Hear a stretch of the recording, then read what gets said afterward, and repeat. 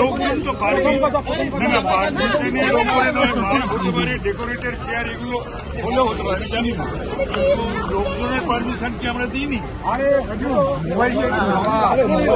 সেটা আমাদের সবার অনুমতি চাওয়া, সেখানে মঞ্চ করতে দাও, আমি পুলিশ ঘিরে আছে ঢুকে দেয়। এবার শেষ মুহূর্তে আমরা ওয়াই চ্যানেলে কত লোক দেখো না, চলো না, ওখানে কত লোক উঠছে যাচ্ছে, ভেতরে ধরছে না। যদি একটা মঞ্চ করতে দিতে ভালো করে একটা করা যেত।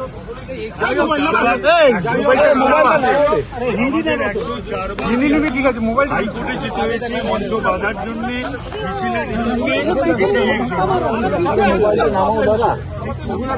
প্রবলেম ছিল। সামনে মোবাইলটা তুলে রেখেছো কেন?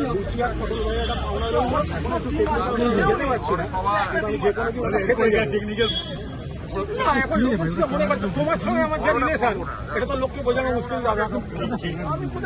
কলেজের সিনিয়র, ফলে এটার সঙ্গে সবাই রাজনীতি মেলালে কিন্তু হবে না।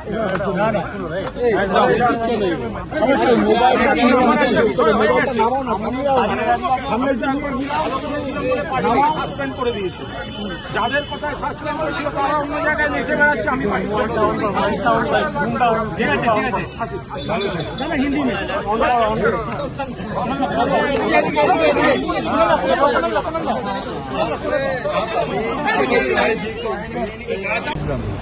কুণাল ঘোষ অভিযোগ করছেন যে তিনি অধ্যক্ষের কাছে একটা চিঠি দিতে এসেছিলেন, কিন্তু অধ্যক্ষ তো নেই।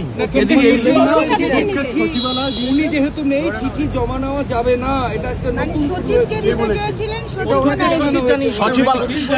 সচিবালয় থেকে জানিয়েছে। এই কথাটা হয়ে গেল একটা গোল গোল কথা। সচিবালয় বলতে হবে যে whether he had been to the office of principal secretary or not.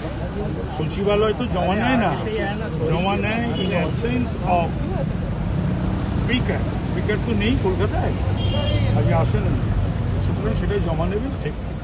Principal সেক্রেটারির সঙ্গে নাকি কথা বলেছেন এবং সচিবের কাছে গতকাল একটি চিঠি দিয়েছেন, সচিব সেটা রিসিভ করেছেন, বলছেন নিতে পারবে না। আমি জানি না, তাহলে সচিবের সঙ্গে আমি কথা বলতে হবে। হয়তো এটা হতে পারে সাইনের ব্যাপারে, যে সমস্ত জাল সাইন হয়েছিল, তদন্ত চলছে। ওই সেক্রেটারি তো কেস করেছে হেয়ার স্ট্রিট থানায়, মানে এফআইআর করেছে। তবে সেটার উপর একটা সিআইডির তদন্ত চলছে, ইত্যাদি প্রভৃতির ব্যাপার নিয়ে জুডিশিয়াল অফিসার বদলি করা হয়ে গেছে একদিনের মধ্যে। গতকাল তারা চিঠি জমা দিয়েছেন, আজকে সচিব জানিয়েছেন তিনি বদলি হয়ে গেছেন, তিনি আর কাল থেকে বসবেন না এমন জানিয়েছেন।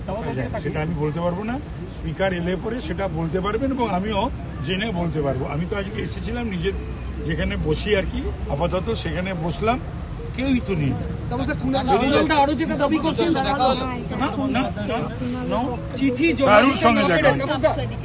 চিঠি জমা দিতে না পেরে ফিজিক্যালি চিঠিটা পেপার ওয়েট দিয়ে চাপা দিয়ে সেটার ভিডিওগ্রাফি করে ওনারা চলে এসেছেন।